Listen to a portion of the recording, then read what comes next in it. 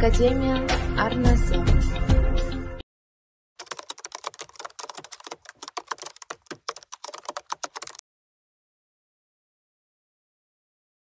Ал, құрметті әріптестер, біздің арнамызға қош келдіңіздер.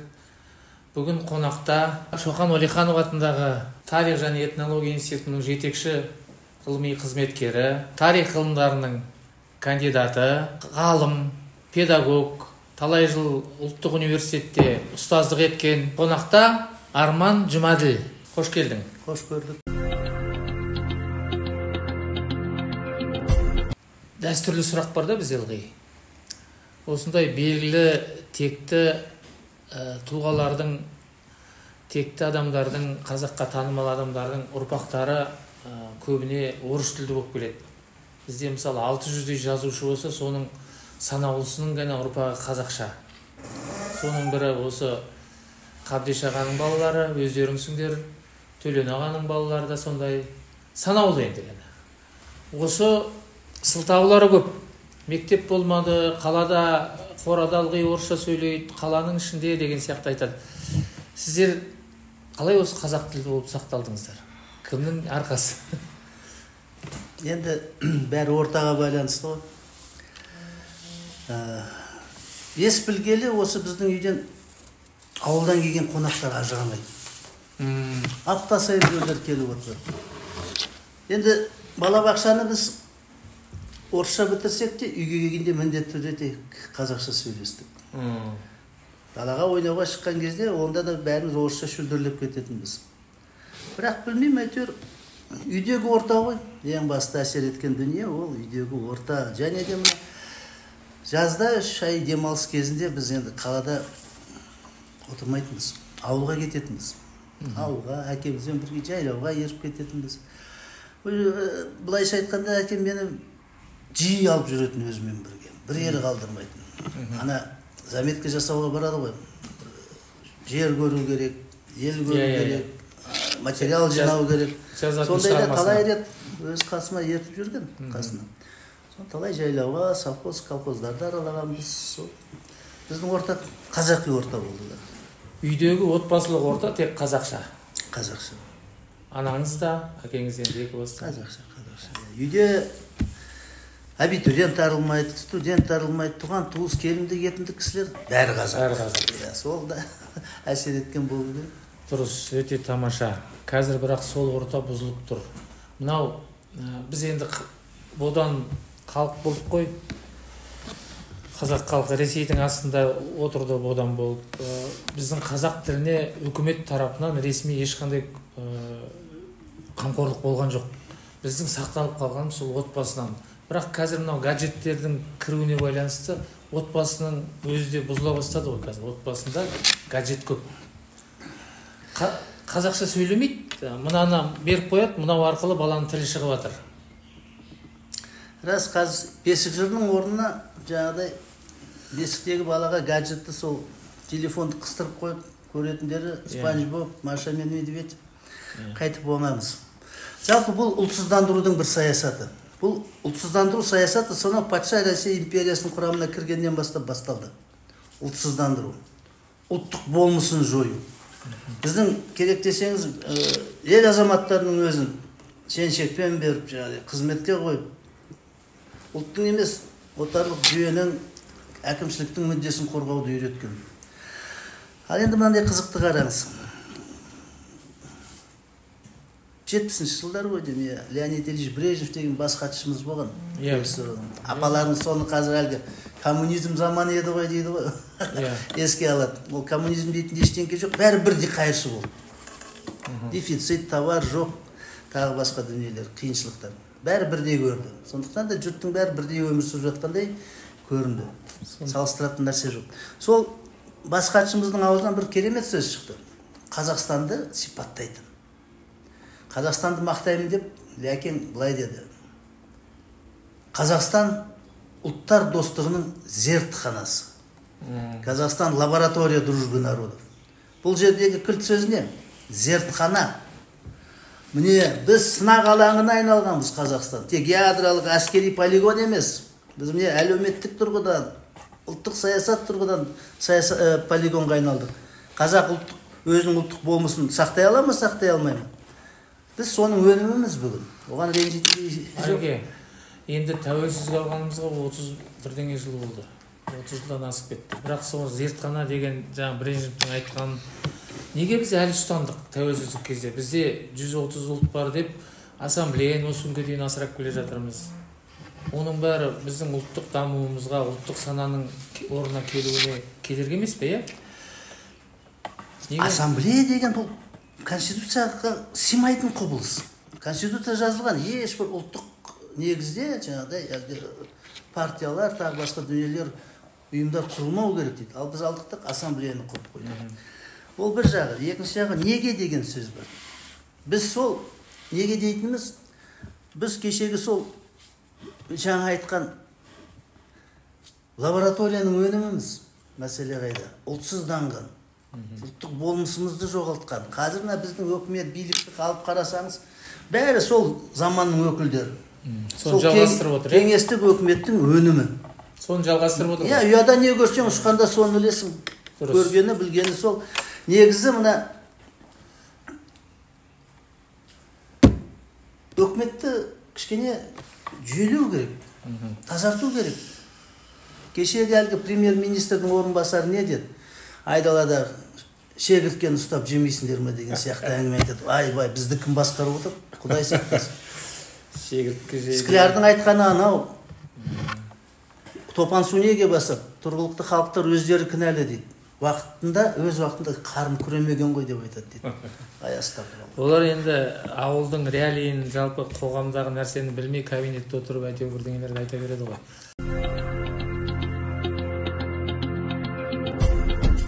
Жақсы. Ареке, енді мынау белгілі тұлғаларға жұрттың қызығушылығы бар, шығармашылығынан гөрі жеке өзің адам ретіндегі айналасы, бала шағасы жөнінде білгісі келеді. Сен өзің емес, Қабдеш ағадан балалар қайда, өзіңді танып отырмыз, біліп отырмыз, басқа балалары жұмыс істеп жатыр ма, қай жерде істейді деген нәрсеге бір халыққа, оқырманға мәлімет бере кетсең дұрыс болар еді. Енді шүкір тәуба, бәрі аман есен. Біз жаңағыдай әлгі көп балалы отбасыдар ғой сіздер? Көп балалы отбасы, 4 ұлмыз, бір қарындасымыз бар. Ой, тамаша. Сол баяғы әкеміз көрсетіп кеткен сүрлеу жолменен кетіп бара жатыр бәрі. Бұрындары 60-шы жылы шекараны қалай бұзып өтті. Шетелде білім алды, шетел деген кресоры ғой ол кезде. Қайта кетті, қайта дүйім елменен көшіп барды 67-ші жылы. Әйтеуір шекараны ары да бұзды, бері де бұзды деген сияқты. Сол дәстүр сақталып қалды. Сол мына мектеп бітіргелі менен басқасының бәрі шетелде оқыды, 2-3 реттен. Маман болды, экономикалық, қаржылық, тағы басқа салалардан маман. Өкіметке апарып қойсаң өкінбейсің. Солар не Құдайға шүкір, біразы өз қызметін атқарып болды, қайтқаны бар, сол шетелде жүргені бар деген сияқты. Аман есен бәрі, шүкір. Сен өзің осы гуманитарлық салада тарих жағын жалғастырып келе жатқансың. Қазір жаңа институтта жұмыс істеп жатырсың ғой. Енді мынандай бір сұрақ. Өзі көп адамдар айтады, әкеміздің бір айтқанынан сөзі өміріме ұстаным болды, әкемнің тәрбиесі мені қалыптастырды деген сияқтылар айтады. Сондай бір есіңде қалған нәрсе бар ма? Әкеңнің жол ұстану, жол нұсқау, өміріңе бір нұсқау берген сөздері есіңде қалған, соның бір-екеуін айтып жіберсең. Мысалы, Ареке тағы айтайын, мынау әке деген, ол баласына ұрысса да, зексе де, ақыл айтса да, оның бірақ мақсаты бар. Менен артық болсын деген. Басқа мақсат жоқ қой. Рахмет сұрағыңа. Кейде сағынамыз әкемізді. Бір ақыл жетпей тұрады.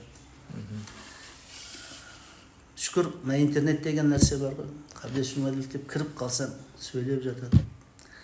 Әңгіме айтып жатады. Әйтеуір мауқыңды басып қаласың. Енді ол кісінің айтқан сөздерінің ұстанған принциптерінің бәрі.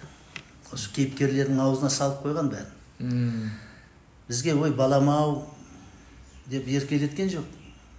Жұртқа өзінің қандай принциптері бар, соны ұстанды.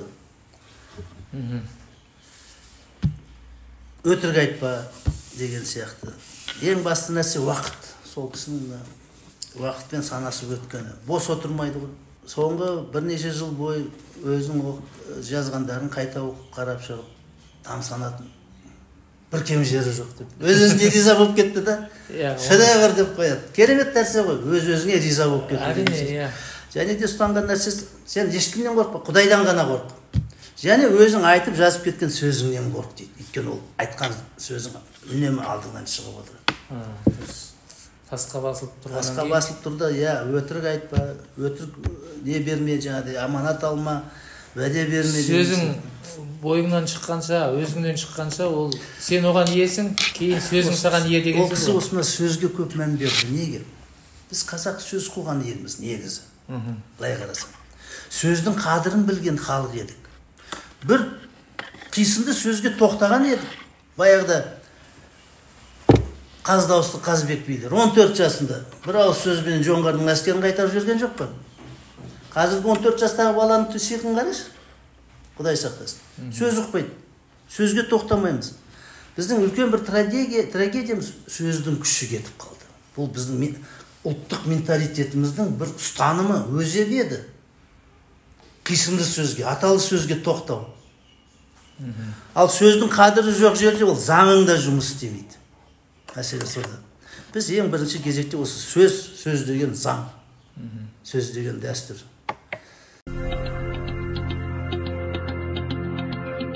Мына 19 ғасырда Ресей зерттеушілер болды. Енді арнайы келіп жүрген зерттеушілер емес, ана отарлық әкімшілікте істеген әр ауылға, әр уезге бір-екіден адам бекітіп қояды ғой. Күнделікті тірлігін жазып жүреді, этнографиялық материал жинайды.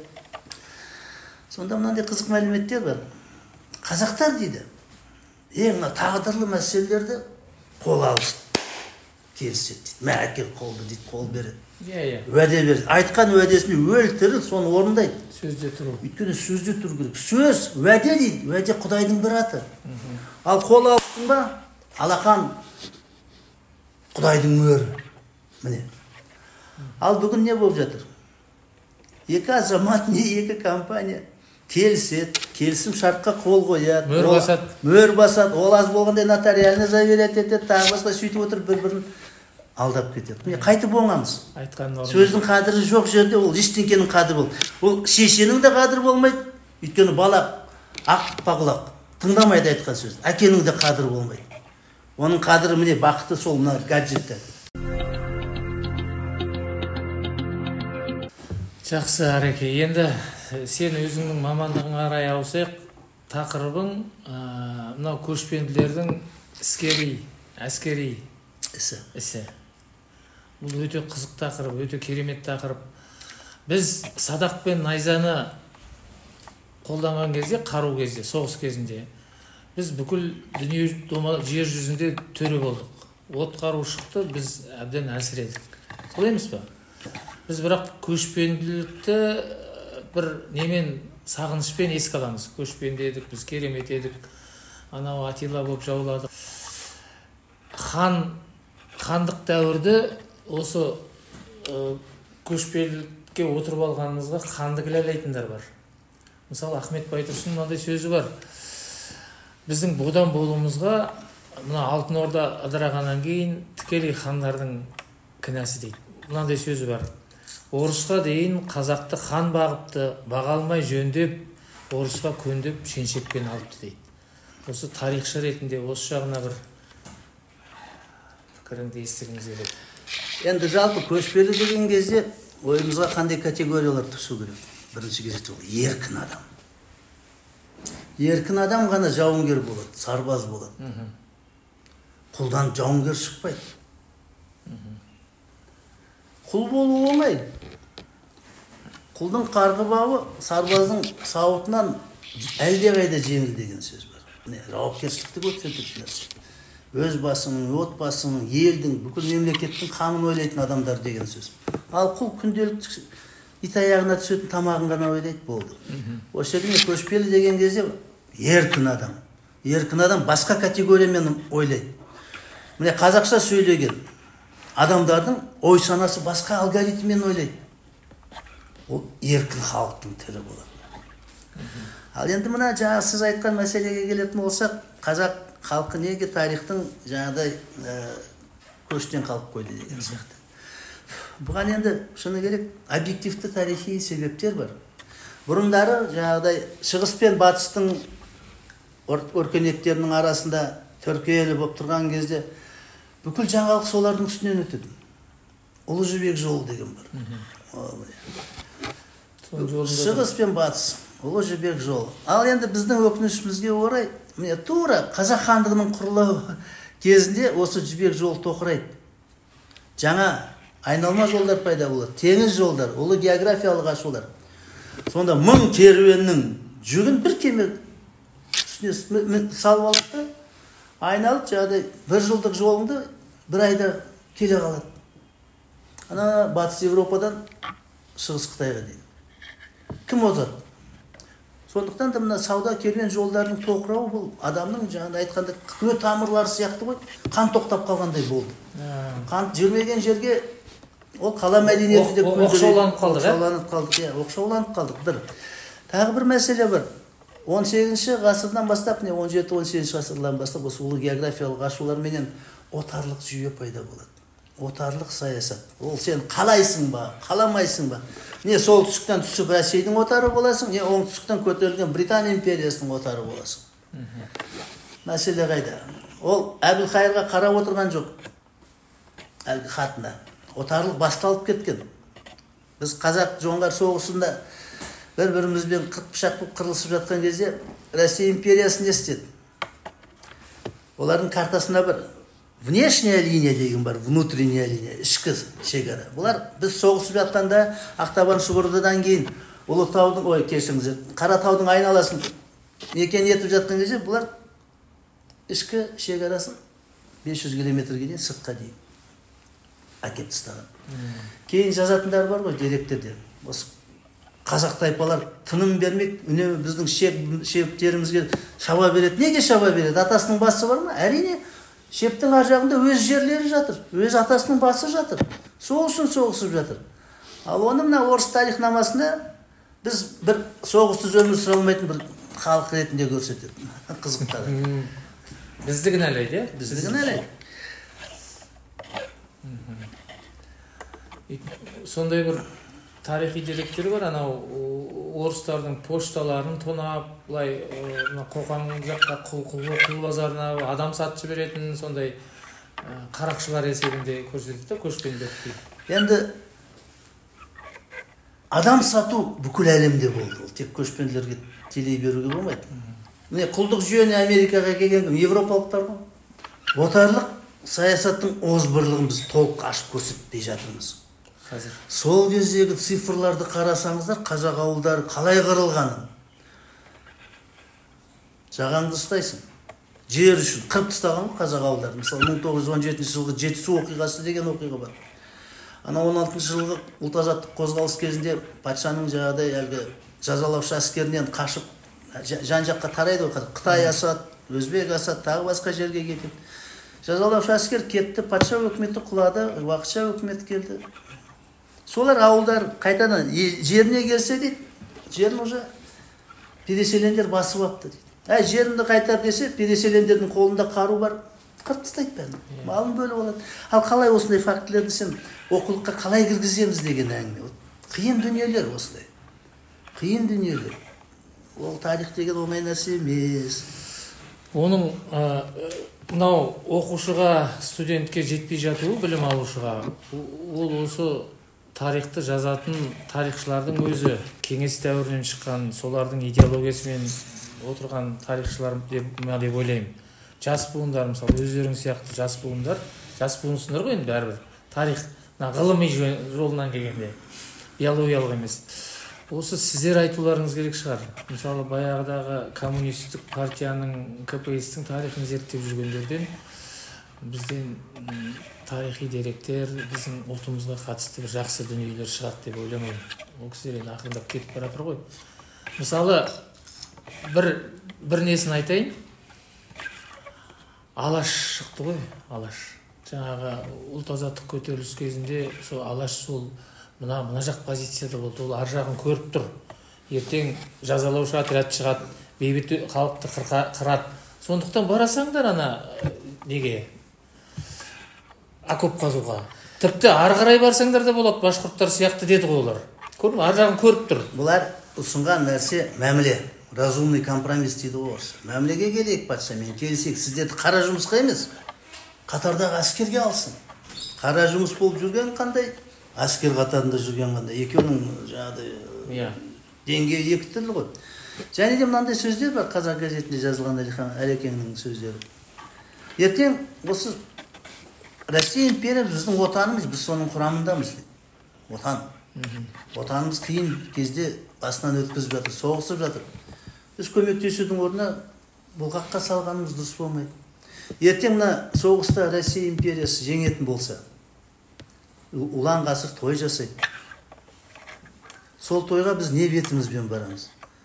Басқа халықтың бәрі өзінің жаңағыдай сарқытын, үлесін алып кеткенше біз не бетімізбен барамыз дейді ғой. Сол әлгі отарлық саясаттан жеңілдіктерді айтып отыр ғой. Автономия екен, тағы басқа дүние өзгеріп жатыр ғой. Демократиялық сана басып келе жатыр қоғамда, мәселе қайда. Олардікі сонда кімдікі дұрыс? Анау Амангелдінікі дұрыс па? Қарсы шыққан или Алаштікі дұрыс па? Мәмілеге келейік. Енді көтеріліс болды, бас көтерді, ол енді әрине болды. Бірақ Әлеке, осы Әлиханның айтқан сөзі келді. Қанға бөктерді ғой. Бірақ мұнан айтайыншы, сол ұлт азаттық көтеріліс пе сол? Солай бағаланып жүр ғой, ол әр ауылда, Торғайда шықты, Жетісуда шықты, тағы бір жерлерде көтерілді. Қозғалыс деп жалпы айтады, ұлт азаттық қозғалыс. Поштаны өлтірді, дізімді құртты, жандыды. Ұлт азаттық қозғалыс деп көрсетеді. Оның екі негізгі ошағы Торғай менен Жетісу. Жетісу неге тез басылып қалды? 1-2 айдың көлемінде. Жетісу көтерілісінің басшыларын Борондайды апарып бәрін дарға асты. Өйткені Жетісу Семиреченский казачий войск әскердің орталығы. Жетісу көп ұлтты. Бұл жерде әлгі жер тар, халық тығыз орналасқан. Торғай сияқты дала жоқ дейсің. Торғай сияқты. Былай кетсең Мойынқұмға кетесің, былай кетсең Қарақұмға кетесің деген сияқты ол. Кеңістік жоқ ондай. Ал енді жаңағы сұрағымның жалғасы, осы біздің тарихшылардың өзі екі түрлі көзқараста, осы Алаштың өзіне екі түрлі көзқараспен қарайды. Алаш шықты ғой енді, ол мемлекет болған жоқ, ол жеңілді, ол ештеме көре алмады деген сияқты, ол толық тәуелсіздікті аңсаған жоқ дейді. Ал Алашты аспанға көтеріп, бұл бізде ғана болған бұндай қозғалыс, құбылыс бұл дегенді айтады. Тарихшылардың пікірі екі түрлі сияқты осы жағынан. Білмеймін, тарихшылар не деген? Мамандар бар. Мамандарды оқиық. Нұрпейісов, Кеңес Нұрпейісов. Қойгелдиев, Мамбет Қолжабаев, Аққұлұлы деген ағамыз жүр, тағы басқалар. Москва, Ленинградтың ғалымдары да кейде зерттеп жатыр. Наследие Алаш деп. Аталаш до независимости деп мақалалар шығып жатыр. Алаш біздің даңқымыз. Бүгінгі біздің ой санамыз, бүгінгі күнде осы деңгейімізге жеткізген алаштықтар. Алаш болмаса, ол қозғалыс болмаса, бүгін осы тәуелсіз Қазақстанда болмас еді. Өйткені саяси күрес тәжірибесі, саяси ой пікір тәжірибесі. Ол жайдан жай бола қалмайды. Оған үлкен серпін керек біріншіден. Екінші табиғи және тарихи жалғастық керек, мұрагерлер керек. Ал осы Алаштың арқасында кешегі осы тәуелсіздік идеясы, ол басқа интеллигенция өкілдері арқылы бүгінгі күнге дейін жетті. Мәселе қайда? Сұлтан Сартаевич деген ағамыз болды, юрист. Алғаш конституцияны жазған, алғаш Қазақстанның стратегиясын жазған. Соның естеліктерін оқысаңыздар, осы Қазақстанның даму стратегиясын жасаймыз деп, жаңағы конституциясының бағытын анықтаймыз деп басымыз қатырылған кезде тарихшылар келді дейді, жаңағы Қозыбаевтар тағы басқа. Міне, Алаш партиясының бағдарламасы, ұстанымдары осыған қарада жасай бер. Бүгінгі біздің конституциядағы демократиялық ұстанымдардың принциптерінің бәрі Алаш бағдарламасынан алынған. Ұлтаралық келісім, дінаралық келісім деген нәрселерді Әлихан Бөкейханов өте қатты ұстанатын. Мысалы, совет өкіметі орнап жатыр. Петерборда, Москвада. Алаш өкімет, алаш зиялылары соны баға беру керек. Не істейміз? Совет өкіметін мойындаймыз ба, мойындамаймыз ба? Қалай бағалаймыз? Заңсыз өкімет. Анархия келе жатыр деп несінде протоколдарында тұр. Орталықтан бізге қарай анархия келе жатыр. Сол анархияны, тәртіпсіздікті біздің елде болдырмау үшін шул түрде өкімет құрамыз. Милиция құрайық. Өкімет құрды, 25 адамнан 15-і қазақ, оны басқа ұлт өкілдеріне ара салмақты сақтап отыр. Сол съезде Мұстафа Шоқай автономия құруды ұсынады. Әлихан Бөкейханов Қазақстанда өмір сүріп жатқан басқа ұлт өкілдерінен не алайық жаңағыдай? Пікірін сұрайық. Қалай қарайды екен? Арамыз бүлік болып кетпесін. Елдің ішін бүлдіріп алмайық дейді ғой. Ал сол кезде алаш автономиясын құрды. Керек десең, заң жүзінен қарасаңыздар, заңды билік жоқ. Уақытша өкімет құлаған, заңсыз билік большевиктер әлі мойындалмаған, бір-бірімен қырылысып жатқан кез. Сол кезде тіптен тәуелсіз ел жариялап жіберуге болады. Бірақ мен бұлардың даналығы сол ғой. Көріп тұр, біліп тұр. Сол өздерінің программасын қараңыз. Алаш партиясының бағдарламасын. Бірінші пункт. Мемлекет қалпы. Россия қандай болу керек? Демократиялық федеративтік республика. Президент басқарады. Президент думаға жаңағыдай учредитель собранияға бағынады. Қазақ сол құрамында автономия. Ұлттық территориялық автономия. Кейін дүние өзгерді, біз тәуелсіздігімізді алдық. Ал жер туралы мәселе алаш бағдарламасында онда. Жер қандай меншікте болу керек? Не, кешеге дейін жер бізде өте өзекті мәселе болды ғой. Қанша дау-дамай шықты. Жер мемлекеттің меншігінде. Не, земствоның меншігінде, жергілікті басқару өкіметтің меншігінде болу керек. Жерді жеке меншікке беруге болмайды. Неге дейді ғой? Сол жақта сілтемелерінде бұған дейін башқұрттар жерді жеке меншікке берген екен. Содан не істеді? Жерін игере алмаған башқұрттар оны қайтадан орыс мұжығына сатты. Сөйтіп қайтадан өзі жерсіз қалды. Кейін соның қызметшісі болып қалды дейді ғой. Мына соғыстан кейін Израиль мемлекеті қалай құрылды, білесіз ғой? Иә. Жеке ақшаға жерді жеке меншікке сатып ала берген ғой. Және соғыстан кейін 47-ші жылы онда біз мемлекет құрамыз. Қайда жерді қайда кім береді сендерге? Жеріміз бар. Палестинада дегенде арабтар шалқасынан түсті ғой. Жердің меншіктегі мәселесі қандай? Қадыр Мырзалиевтің бір керемет өлеңі бар. Сол жерде біздің тарих бұлдағы бір қалың тарих дейді. Анау ғұмсақтан бері кешегі мынау бодандығымыз бар, тәуелсіздігіміз бар. Ол тәуелсіздік алмай тұрғанда айтқаны ғой. Оқулығы жұп-жұқа бірақтағы дейді.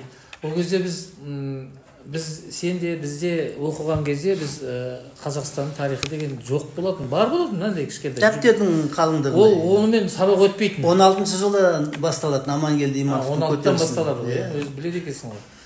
Оны біз бетін ашпадық. Өйткені СССР тарихын оқитын едік қой. Ал енді тәуелсіздік алдық. Тарихымыз қалың екен, қырлы-сырлы екен. Соның бәрін ұрпаққа жетіп жатыр ма? Мектептегі бағдарлама туралы білесің ба? Жоғарғы оқу орындарындағы бағдарлама. Бұрын СССР тарихын филологияда оқитын. Бүкіл Қазақстан оқитын.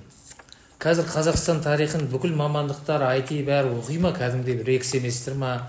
Ол тарих деген адамды, ұлтты қалыптастыратын, сананы қалыптастыратын пән ғой. Дүние танымдық пән. Ең негізгі пән. СССР тарихын 2 семестр ма, 3 семестр оқитын. Ана құлүйеншілік жоғарғы оқу. КПСС тарихын 2 жыл оқисың. Қазақстан тарихын біз бүгін 15 аптада бітіріп жатырмыз. 5000 жылдық тарихымызда 15 аптаның ішінде не біліп үлгереді бар. Мынандай қызық, 90-шы жылдардың соңында біз өз тарихымызбен алыса бастадық. Жоғарғы оқу орындарында Қазақстан тарихы не үшін керек? Мектепте өттік, жетпей ме деген әңгіме көтерілді. Міне, өз басымыз соған талай қарсы мақала жаздық. Егер біздің тарихымыз мектеп бағдарламасымен бітетін болса, онда бізде тарих жоқ деген сөз деймін. Ал енді бұның инициаторлары кімнен шығып отыр? Енді бұл ешкімнің атын атамай ақ қояйын, бірақ жаратылыстану ғылымдарының өкілдері. соған мұрындық болған. Химикке, физикке, ертең инженерге тарихтың не керегі бар деген сияқты әңгіме көтерілді ғой. Сол тарихқа бөлінген, сол кезде бір жыл оқитын ғой. Екі семестр. Сол уақыттың аяйды ғой, сағат. Өзінің пәнінің сағатын қойсақ қайтеді деген сияқты әңгіме көтерді. Содан міне 2016 жылы бізді Қазақ ұлттық университетінің басшылығы шақыртып алды. Қазақстан тарихының бағдарламасын, мектеп бағдарламасын қайталайды екен. Атын өзгертіңдер деді ғой. Ой, қалай өзгертеміз? Қасым кім екеуміз шақырыпты? Талас Омарбеков деген профессор атамыз, иманды болсын. Талас Омарбеков ұсынады, отан тарихы болсын десе. Жарамайды. Қазақстан, тәуелсіз Қазақстан мемлекетінің тарихы болсын десе. Жарамайды. Сол жылдары, міне 2013 жылы ғой. 2013 жылы тұңғыш президенттің жолдауы шыққан, қалыптасқан Қазақстан мемлекеті деген сияқты. Сөйтіп қойы, елбасының сөзімен ұнамайды. Тәкең сонда ашуланды да жаңағы алып келген қағаздардың столға бір-ақ ұрды ғой. Өздерің тауып олдар онда деді. Жүр Арман деп кетіп қалдық біз. Түсте жиналыс болды. Шығарып қойды. Мектеп бағдарламасымен жоғарғы оқу бағдарламасын тақтаға көрсетіп қойды. Аумайды сөзбе-сөз. Бұл қалай неге қайталанады дейді. Бұл бір кездері тәуелсіздіктен кейін мектептер жоғарғы оқу бағдарламасымен оқытамыз деп біздің бағдарламамызбен балаларды оқытып, лицей болған, гимназия болған, өзінің дәрежесін көтеру үшін жоғарғы оқу орындарының бағдарламасымен оқытамыз деп жекеге шыққан мектептер. Айтты, енді жарайды, мына бағдарлама ұнамаса, біз проблемный бағдарлама жасап берейік. Ешқандай сұрақ жоқ. Бұлардың ой Қазақстан тарихын жаратылыстану факультеттерінен алып тастау. Айттым, ала алмайсыз деді. Өйткені біз баллон процесіне кіріп отырмыз, үдерісіне. Сол жерде отан тарихы негізгі міндетті пән. Сол кезде бір басшы ағамыздың аузынан шықты. Кому нужен какой-то хан? Мына құлағымызбен естідік. 65 завкафедра отыр, бәрі естіді. Сондай кісілер осы сөзді айтқанда қатарда адамдардан не сұрайсың? Астапыр. Енді біздің піріміз Ахмет Байтұрсынұлы ғой, филологияда. Сол кісінің мынандай сөзі бар. Енді көшпелі өмір салтына байланысты да, шаруашылыққа байланысты. Көшпелі, ол енді ана малдың соңынан көшіп жүруді айтады. Осы мына Европада баяғыда көшіп жүрген дейді, Европада көшіп жүрген дейді. Жері тарылғаннан кейін, көшетін жер болмағаннан кейін амалсыз отырықшы болған дейді. Сонда менде мынандай сұрақ пайда болады. Осы көшпелілік деген ол формация ма, ол шаруашылықтың бір түрі ма? Формация бар ғой, феодализм, құлиеншілік деген. Бұл формацияға жатпайды. Жатпайды. Бұл шаруашылық түріне де жатады. Бұл өркениет, цивилизация. Анаған қарсы басқа өркениет, ана отырықшыға қала мәдениетімен көшпелі. Бұл далалық өркениет деу керек. Өйткені бүгінгі күні ғалымдар бір нәрсеге келісті. Көшпелік деген дүниені негізгі КСР заманындағы тарихнамада ұсынылған концепция бар. Бүгін оны кешенді шаруашылық дейді. Өйткені мына түрк даласын алып қараш. Далалық аймақта мал шаруашылығы дамыса, оңтүстік аймақтарда қала мәдениеті дамыды. Сонда оны қалайсың? Қала мәдениеті тұрған жерде сен қалай көшпелі дейсің?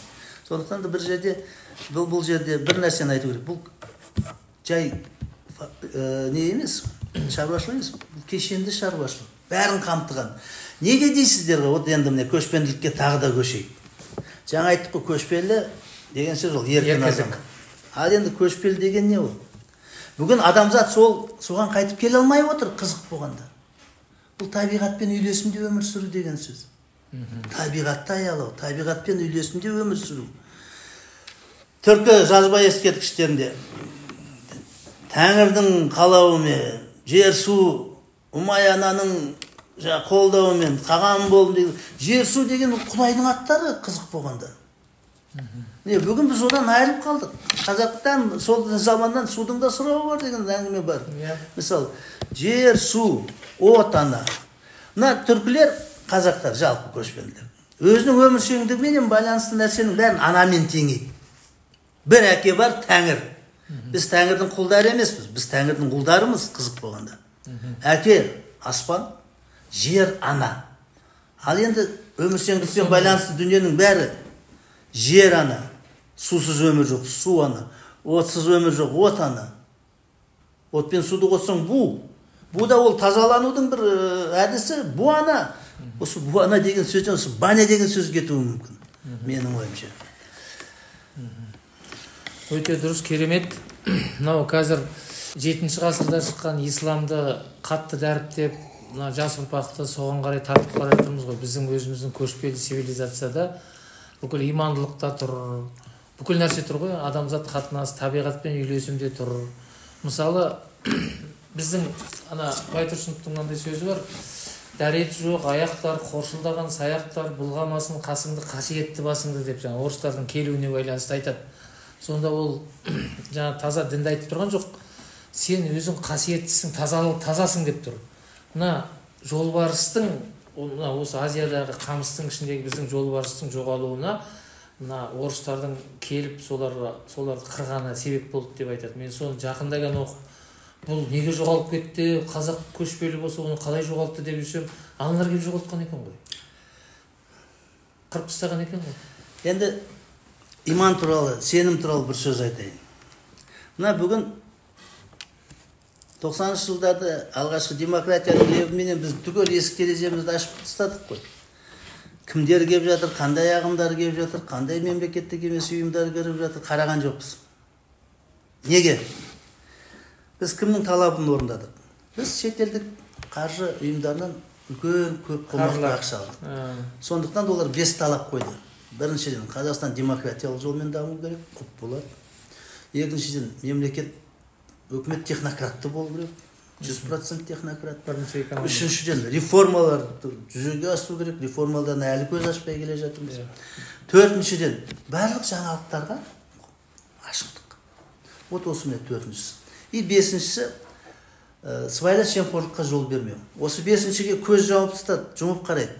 Өйткені төртіншіні біз асыра орындап жатырмыз. Жаңалықтардың бәрін ашып тастадық. Дін дейсің ба, қоғамдық неше түрлі бірлестіктер дейсің ба. Сол біздің жаңағыдай қазір соның жемісін көріп жатырмыз. ЛГБТ, феминистка, тағы басқа. Және ол туралы бөлек әңгіме. Ал енді солардың бізге қойған талаптарын біз орындауымыз керек. Жаңағы оқу бағдарламаларын өзгерту, жаңа оқу бағдарламасы дегендер бар, кіргізіп жатыр. Өйткені біздің оқу даму процесімізге ақша төлеп қойдық, біз оны игеріп қойдық. Отчетін беру керек, жұмысты көрсету керек, мәселе қайда. Сол сырттан әлгі орыста сөз бар ғой, ақшаны кім төлесе, музыканы сол заказывать етеді деген сияқты. Соның қаржысын игеріп алдық па, бітті, істеу керек. Енді жаңағы сұрағыңызға тікелей керек. Мына бүгінгі таңда үлкен дүние ол тіл, діл, дін. Тіл келет орнына. Неге дейсіздер? Ол табиғи тұрда заңдылықпен өз орнын алады. Өйткені біз төл байырғы тұрғынымыз осы жерде. Ол қазақша сөйлеудің қандай керемет дүние екен, қандай рахат, қандай ата-бабаларыңменен бір көрінбейтін бір рухани бірлестікте боласың. Оған екі-ақ нәрсе керек. Біріншіден, қазақтың санын көбейту керек. Әр отбасында 4-5 баладан болса, қазақша тәрбиелесе, қазақша оқытса, түбі біз елімізде 90%-ға жетеміз.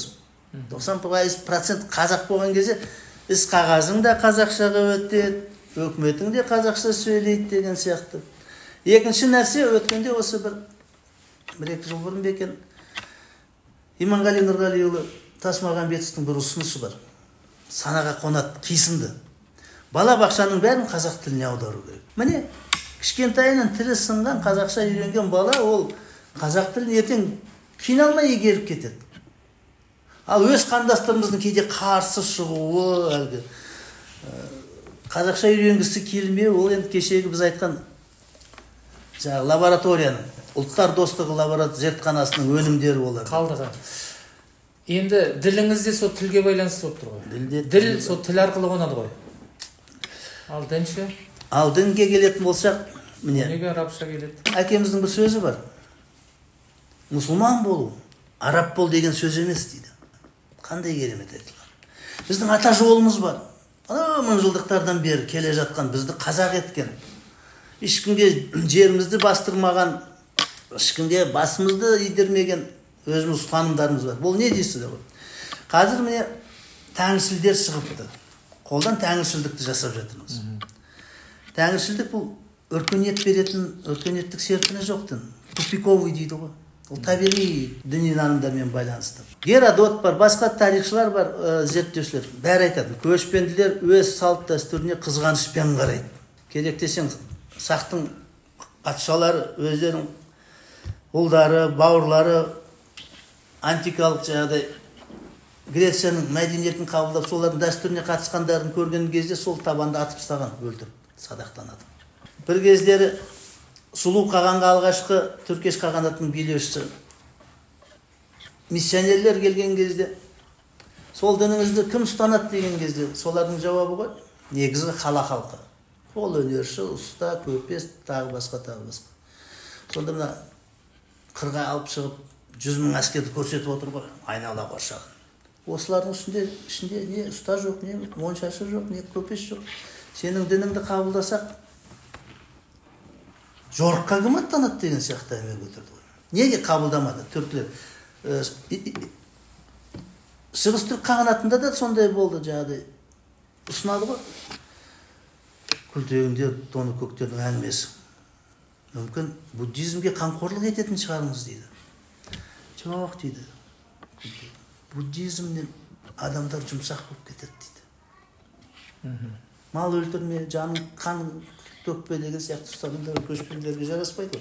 Неге солар бірден сол этикалық діндерді қабылдамады? Өйткені өздерінің өмір салтына, дәстүрлеріне қайшы келеді. Исламның алғашқы келуі Қазақстанға қала мәдениетіне икемделіп келген. Содан түркілер оларды қабылдаған жоқ. Кейін барып 10-шы ғасырларда Ходжа Ахмед Яссауилерің бар, тағы басқа соқылық бағыттағы ұстаздар бар. Солар шариғатты көшпелі өмірге тәңіршілдікке икемдеп берді, мәселе қайда. Ал олардың ұстанымдары бір қызық болғанда. Баяғыда саллаллаху алейхи уассалам Мұхаммед пайғамбарымыз жан-жаққа барлаушы жібереді ғой. Мемлекет басына келді, халифат құрылып жатыр, жан-жаққа жаңағыдай барлаушылар кетіп жатыр. Орта Азияға барып келген барлаушылар айтады дейді. Я Расулалла саллаллаху алейхи уассалам. Мына солтүстікте бір халық бар дейді. Сені танымайды, атыңды да білмейді. Исламнан хабары жоқ, бірақ өмір салтына қарай еді дейді, тура шариғаттан аумайды дейді. Міне түркілердің бірнеше рет саллаллаху алейхи уассалам пайғамбарымыздың аузына ілінуінің өзінде бір үлкен дүние жатыр. Бұл түркілер, бұл болашақ исламның қорғаушылары, исламның таратушылары. Тиіспеңдер, түркілер өзі тиіспесе ұрынбай аулақ жүріңдер деген саллаллаху алейхи уассалам пайғамбарымыздың аузына түскен сөздер түркілер туралы. Содан не болды міне? 10-шы ғасырда исламды дала өміріне, тәңіршілдікке икемдеп берді. Біз түркі мәдениеті туралы айтқан кезде ғалымдар бір сөз тіркесін пайдаланады. Түрк-ислам синтезі. Түркі-исламский синтез, араласу дейді. Сонда 10-шы ғасырда біз тәңіршілдік салт дәстүрімізді ұстап қалдық, мәселе қызық қайда. Біз әлі күнге дейін сол бойымызда бар сол қасиеттер, салт дәстүріміз. Аузымызға бірақ Тәңірдің жаңа аты түсті, Алла деген. Міне, Аллаға құлшылықтың жаңа түрі түсті, болды. Қалған отқа табыну, суды қастерлеу, табиғат бейнесінде бізге қазір жаңа тәңіршілдікті шығарудың қажеті жоқ. Осы өзіміздің ұстанған дәстүрімізді сақтасақ, сол жетеді. Мысалы, қазір міне біздің салт дәстүрімізбен алысатындар шықты. Ойбай, домбыра харам, шіркін-ай. Арабтардың шертпе аспаптары халалда, қазақтың шертпе аспабы харам. Қисындайды. Шегіртке жеңдер деген сияқты. Иә, шегіртке жеңдер деген сияқты. Мысалы, аспен алысатын дүние шықты. Қазақтың ең үлкен дәстүрі той ғой. Ас. Бір шәугім шай. Бір шәугім шай мен шаруаның бәрін бітіре беретін ауылдағы апаларымыз, жеңгелеріміз. Ал енді бүгін что за кормежка деген мына европалық, орыстық көзқарас осы үлкен асқа, дастарханға. Бүгінгі өмір салтымызда бізге сол ас, той керек. Неге білесіз бе? Ағайындардың арасын суытпау үшін. Қазір нарықтық заман, ауыл-ауылдың жаңағыдай тұтастығы жоқ. Адамдар күн көріс үшін тарап кетті жан жаққа. Дүние әлемді аралап кетті. Жастарымыз тарап кетті. Ал сонда бірыңғай отырған жоқ. Қашан кездеседі? Ағайын туыс бір-бірін, балаларын бір-біріне қашан таныстырады? Осымен торқалы аста, тойда, топырақты өлімде. Ал ол жай тамақ ішіп кету емес. Ол сенің қатынасыңның легитимизациясы, заңдастырылуы. Оның артында үлкен дүние жатыр. Табақтастың құқығы деген бар. Сен табақтас болған адамменен ертең ұялмай барып, пәлен аста, пәлен тойда табақтас едік деп бір бұйымтайыңды айтып кетуіңе қақың бар. Ол орындала ма, орындалмай ма, это другой разговор, басқа әңгіме. Ал сен құйрық бауыр жемейінше құда-құдағи атанбайсың мысалы. Кез келген бесікке салу, бесікке салғанда тамақ ішіп кету үшін салмайды ғой, жасамайды ғой. Үлкендердің, ақсақалдардың батасын алады. Тұсаукесерді жасау. Кез келген қазақтың салт дәстүрін алып, бата алу. Бата деген біз жарайды басқаны мойындамасақ та биоөрісті мойындаймыз, биополияны мойындаймыз, рас па? Сен өзіңнің биополияңды ашып жатырсың, жолыңды ашып жатырсың деген сөз. Басқасын мойындамасаңдар да биополияны мойындайсыздар қазір.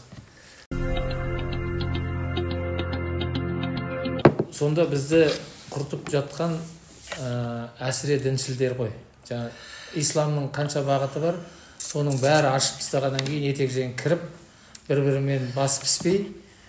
Бір-бірімен бас піспейді. Бір екіншіден бізге бір өкініштісі, бізге мына ең кедей Мағриб елдерінің ағымдары келді ғой.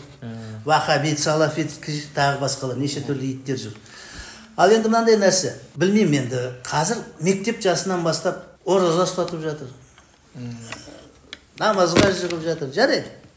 Әркім өз тәрбиесін өз тәрбиелейді. Бірақ ораза ол кішкентай балаға ораза ұстату обал енді. Қандай оның күнәлары бар? Біріншіден. Екіншіден, өсіп жатқан организм.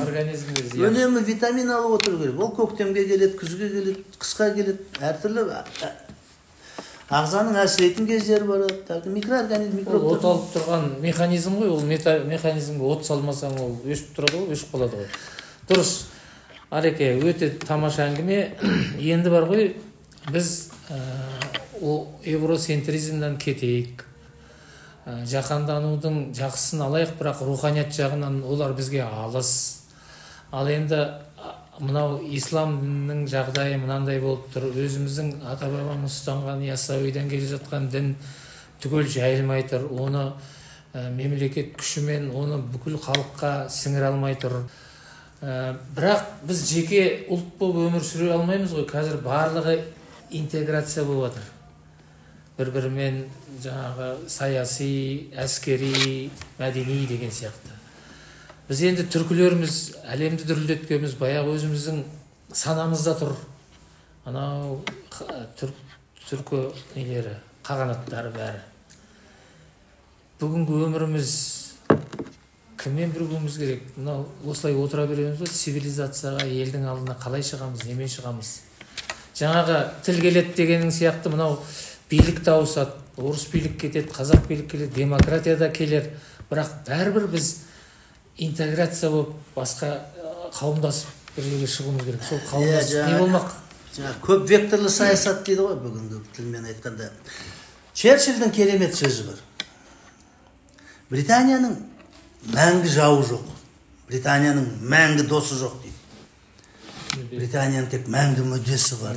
Міне, біз де қазақ халқы өзіміздің басты мүддемізді, басты ұстанымыздарды жалаулатып жүруіміз керек. Оған бір әттеген біздің әлемна идеологиямыздың қалыптаспауы. Біз қандай мемлекет құрып жатырмыз? Өкіметтің, қоғамның басты ұстанымдары қандай, принциптері. Осындай бір ең үлкен әттегеніміз сол. Идеологиямыз жоқ, біріншіден. Ішкі сыртқы саясатымыздың доктриналары бар шығар, бірақ идеология жоқ. Не құрып жатырмыз, қайда бара жатырмыз деген сияқты. Ал идеология жоқ елде неше түрлі ағымдар келіп басып кетеді. міне кешегі қабылданып жатқан заңдарымыз қандай аянышты, жаңағыдай әлгі отбасылық зорлыққа байланыспен. Сол заңды кіргіз, міне бүгін қоғам қайраткерлері шулап жатыр. Бұл қазақ отбасының түбіріне, тамырына балта шабу деген сөз. Сен ертең балаңды игере алмай қаласың. Бізде отбасылық институт бар емес пе? Баяғыдан қалыптасқан бір ақсақал бір әулетті или бір ауылды жатқызып тұрғызады. Соның айтқаны заң. Бітті, міне мәселе қайда? Болмысымызды бұзып жатыр. Ол бұзылған болмысты біз тағы да алда 100 жыл қайтадан қалпына келтіріп күресеміз. Қанша қаржы шығады, шығын шығады. Мына өкімет дарынсыз болса, ол халықтың сор екен ғой. Құдай сақтасын. Ойланып істемейді. Ар жақтан келді. Өйткені берген ақшаны игеріп алдық Батыстың ақшасын игеріп алдық та, ал мә. Мектеп оқу бағдарламаларына мінекей, пожалуйста. Осыны кіргізіңіздер. Жаңа оқу бағдарламасы деген шығып. Жаңартылған бағдарлама. 2016 жыл енді. Алай білмеймін. Біз мына реформадан көз ашпай келе жатырмыз. Ең өкініштісі, біздің ең сорақы реформаларымыз осы біздің өміршеңдігімізге байланысты екі салада жүріп жатыр. Біреу оқу саласында, біреу денсаулық саласында. Естеріңізде болса, біз денсаулық саласында бір кездері педиатрияны алып тастағанбыз. Семейный врач жасаймыз деп. Ал оқу саласында біздің жетістіктер, біз пәндерді қосып оқыттық. Геометрия мен алгебраны қосып оқыттық па, тарих пен географияны қосып оқыттық па, білмеймін. Мынау деген әлде сынақ алаңы едік, әлде сынақ алаңы болып келе жатырмыз. Көп векторлық экономика үшін керек, жаһандану үшін керек шығар. Жан-жағында геосаяси жағдай бар. Бірақ жалпы шын досымыз мына түркілермен бірігу мүмкіндігіміз бар ма? Ал енді әрине адамды өмірде жалғыз жүрмейді. Бірде-бір өркениет тұйықталып дамымайды. Біздің айналамызда көршілеріміздің бәрімізбен біз доспыз. Бірақ көп жағдайда 90-шы жылдары сол жақсы қарым-қатынасты біз өзіміздің есебімізден, жер беру есебінен жақсарттық. Ал енді мына қандастар деген бар. Ол енді шетелде тек қазақтарды айтып жатқан жоқпыз. Түркі әулетін. Түркілерді айтып отырмыз. Бір кездер 19-шы ғасырда осы түркі дүниесінің бір бірігу идеясы пайда болғанда пантюркизм идеясы деп шу етіп қорқып кетіп еді. Бүкіл Европа бірігіп жатыр. Бүкіл араб әмірліктері әлі бірдеңке бірігіп жатыр. Ал түркілер неге бірікпеске? Олардың неге қақысы жоқ па? Қанша мың жылдан бері бір табымырымыз үзілмей не жалғасып келе жатыр. Мәдени, рухани, тарихи, саяси, территориялық, тағы басқа бір. Айналамызда 5 республика, 5-еуімізде түркі. Қырғыз, өзбек, түркмен, мына жағың Әзербайжан, мына жағында жаңағыдай башқұрт менен татарларың. Түркі мәдениетінің анау жаққа кететін дәлелдейтін нәрсе де, мысалы жапондар, мына кәрістерде жазуын ұмытқан, бірақ олар сол дыбыстық жазуды сол иероглифтеріне қарап жасап алған. Армяндар мен грузиндер кішкентай мемлекет өзінің байырғы жазуын сақтап отыр. Бізде сондай дыбыстық жазу бола тұра, соны бас салып, еврейлер ұқсап или басқа ел ұқсап бас салып, соны жазу қып неге кіргізіп ала салмаймыз дегенім ғой. Жақсы Ареке, керемет әңгіме болды, тамаша, рахмет. Тіл туралы бір нәрсе айтып кетейінші. Айта ғой. Сұрап қаласың ау деп дайындап келдім. Жалпы мына тіл туралы күшті айттың ба, ол түбі болады дедің. Мен де сенем түбі болады. Түбі болады, ол сабырлық керек қой, басты нәрсе. Ал мына бір 300 жыл кері шегінші, Америка деген мемлекет жер бетінен жоқ болып кетеді. 500 жыл кейін шегінсең, тағы да біраз Азиядағы мемлекеттер жойылып кетеді. 1000 жыл кейін шегінсең, француз жоқ. 2000 жыл кейін шегінсең, неміс жоқ.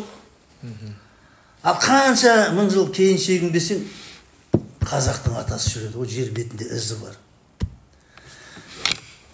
Бұған басты дәлелдер бұл археологиялық жазба ескерткіштер. Ал археологиясы да жоқ, жазба ескерткіші жоқ жерде не дәлелдейсің ғой? Тіл екен ғой. Сөз. Мысалы, Моисей заманындағы иудей халқы, еврейлер, бүгінгі еврейлердің ата бабасы десе, ешкім оған күмән келтірмейді. Дұрыс па? Да, деп қойды. Скифтер, сақтар, баяғындар, қазақтың ата бабасы десе, желкесін қаси бастайды. Сенбейді. Бүгін тарихта талай дүние жиналды, сол сақ дәуірінен келе жатқан салт дәстүрлер, әдет ғұрыптар, сөз тіркестер бүгінгі күнге дейін өзгеріссіз жетіп отыр мәселе қайда. Бір-екеуін айтып кетейін, көп уақыт алмай. Халықтың үзілмей келе жатқандығы ол салт дәстүрінен де көрінеді. 1000 жылдан бері салт дәстүр өзгермеді ма? Сол халық, значит. Тілі өзгермеді ма? Жазу өзгермеді ма? Ал ғұрыптар, салт дәстүрі өзгеріп кетсе, сырттан біреулер килікті, үзіліп қалды, этникалық процесс дейсің. Ал үзілмей келе жатыр ғой. Сол ұстанымдар, сол қағида, сөздің күші деген дүние. Геродот сақтар туралы жазғанда былай дейді. Сақтар екі нәрсені мақтан етеді дейді. Біріншісі мына салттатты шауып келе жатып, танылған мергендігіменен мақтанады. Ондай жауынгер жоқ. Екіншіден, әрқашанда тек шындықты айтатынменен мақтанады дейді. Неге? Өйткені өзге халықтарды көріп отыр ғой. Сөйлеген кезде көзін жасырады, башпайына қарайды деген сияқты. Міне шындықты айту. Ол шындықты айту үшін адамның ішкі өзегі қандай еркін болу керек. Рухы қандай асқақ болу керек. Сол бұрын қазақ сондай еді. Балаларын қалай үйрететін? Айт, қолында айтып өл. Айтпаса сөздің атасы өледі. Деп. Ал кейін 30 жылдардан кейін моя хата с краю ничего не знаю, көп сөз. Көрдім деген көп сөз, білмеймін деген бір сөз деген әбден біздің шошты деген ғой. Ал енді бір 30 жылдардан кейін бұл жалпы анау патша әкімшілікті орнатқаннан кейін болыстықтың кіруімен старшындардың содан басталды ма? Ол енді мына орыстың салт дәстүрі кірді ғой.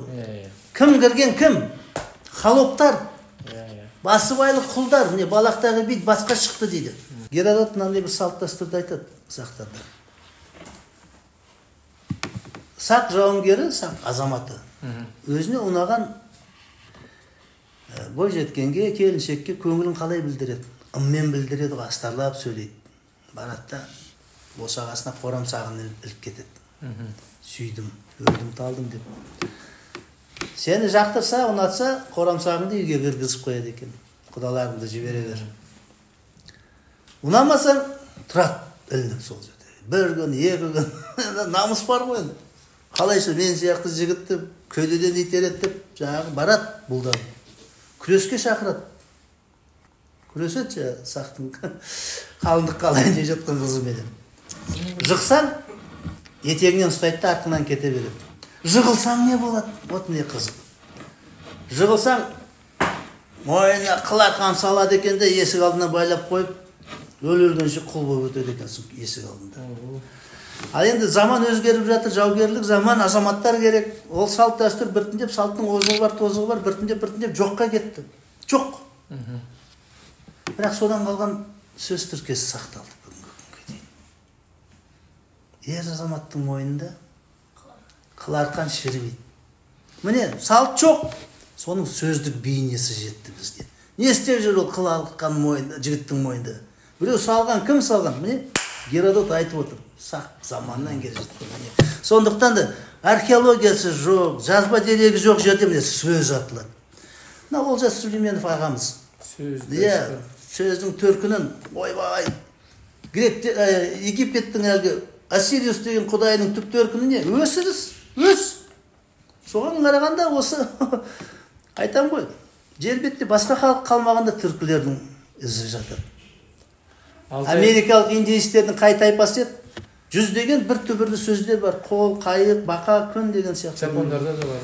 Онда да бар. Ол Жапонның ақсүйектері, жаңа самурайлар, военный аристократия элитасы, ол бізден кеткен кісілер. Солар ғана атқа мінеді ғой, байқайсыз ба киноларында. Қалғандары жаяу. Арман, рахмет, уақытыңды бөліп, осы бізге тарих жөнінен филологияны қосып, жақсылап бір әдемі әңгіме айтып бердің. Көп ақпарат алдық. Әрқашан дайынбыз. Біз енді осыны біліп білімді беру керек қой, тарату керек мәселе. Ұстаздық деген сол ғой.